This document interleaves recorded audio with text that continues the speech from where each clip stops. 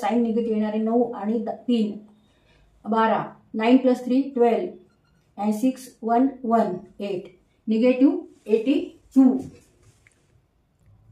Now this is the required equation of the locus of point P. पण इथे आपल्याला 6x + 8y - 82 = 0 ह्याला आपल्याला सिम्प्लिफाय करता येतं, सोपं रूप देता येते.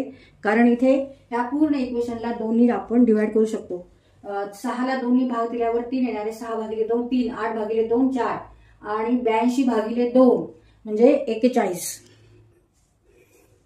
Answer 3x + 4y - 41 = 0. Hence this is the equation of the locus of point P. This is required